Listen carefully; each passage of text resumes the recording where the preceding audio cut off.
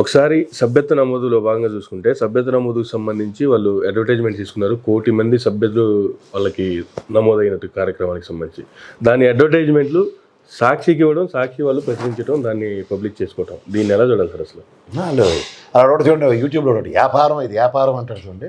వ్యాపారం చేసి అవతల మనోభావాలు గాయం చేస్తున్నారు, అంతకన్నా ఏం లేదు. అది ఆల్రెడీ మన సభ్యులు ఎంత అన్నది ప్రశ్నే కదా ఇక్కడ. మేమైతే సభ్యులు ఎన్రోల్ అవ్వలేదని ఎవడు మట్టుగాడు వైఎస్ఆర్సీపీకి సంబంధించిన కార్యకర్త మనోభావాలు గాయం చేసిన వాళ్ళే వాళ్ళందరూ దొక్కెత్తున్నారు. నువ్వు కూడా అంటారు చూడండి.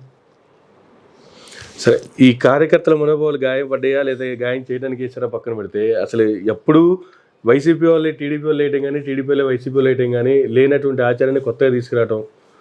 ఇప్పుడు గత గవర్నమెంట్లో ఎవరి గవర్నమెంట్ ఉన్నా కూడా ఎవరికి సంబంధించిన యాడ్లు వాళ్ళు ఇచ్చుకొని కోట్ల రూపాయలు ఇచ్చుకుంటూనే ఉన్నారు. దాని మీద నెక్స్ట్ వచ్చిన వాళ్ళు ఫిర్యాదులు చేసుకుంటూనే ఉన్నారు, ఎంక్వైరీలు అంటున్నారు, చర్యలు అంటున్నారు, జరుగుతూనే ఉన్నాయి కదా అందరికి. Sir government ads are totally different.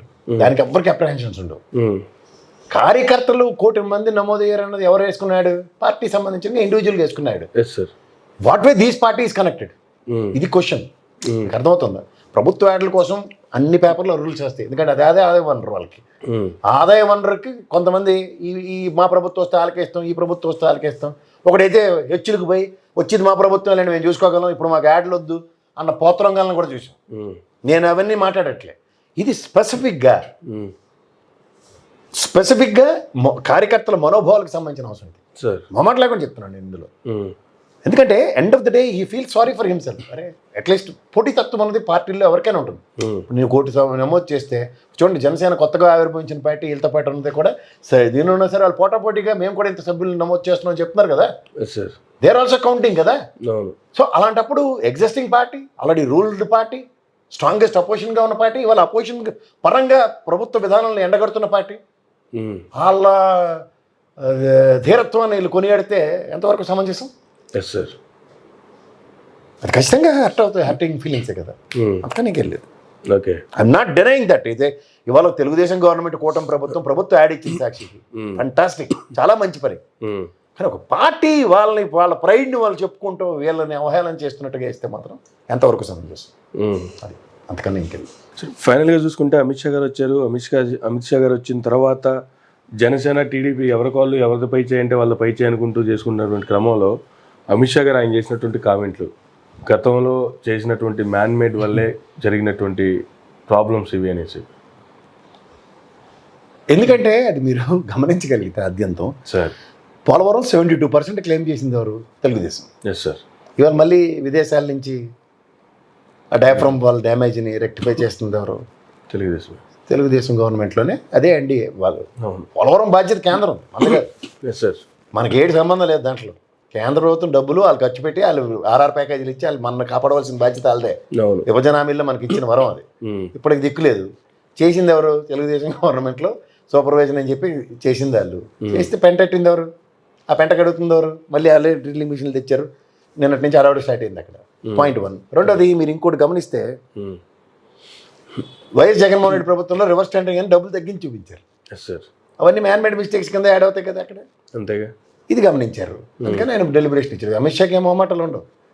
వాయి పీకాలంటే పీకేసి వెళ్తాడు ఆయన, మొహమాటం ఏం లేదు. అది జరిగింది. ఇంకా నరేంద్ర మోడీకి ఎక్కడైనా కన్సిడరేషన్ ఉంటుందేమో, కానీ ఆయనకి అమిత్ షా అయితే చాలా డేంజర్.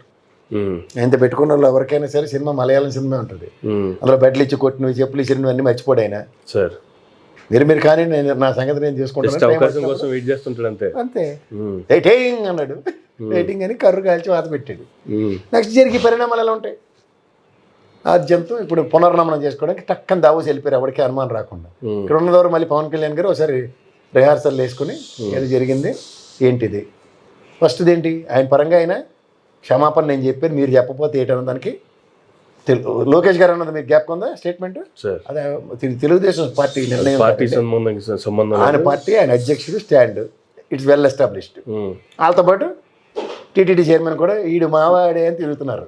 దాని అర్థమే కదా సారీ చెప్పడు, తర్వాత అలిగాడు పోనేడు, లాస్ట్కి మోమాట లేకుండా సారీ చెప్పాడు. కానీ సారీతో దండంతో సరే అంటే కుదరదు కదా. దాని పర్యవసానాలు 6 ప్రాణాలు. చెక్కులు ఇచ్చాం, చెక్కులు ఇచ్చినప్పుడు నెహ్రూ గారు మాట్లాడినవి ఇవన్నీ వాళ్ళకి కేంద్ర హోంమంత్రి గారికి అప్డేట్ ఉండదా?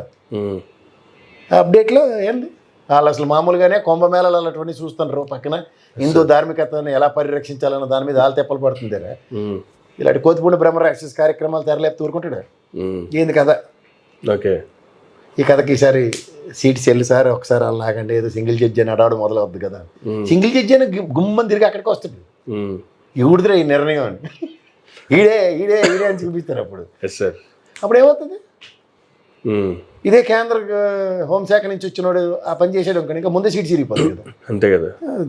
Problem is around and instead of addressing the problem what the hell we are doing అన్నాడు అనుకోండి అవుట్ బొమ్మరా ఎక్కరే అది. సార్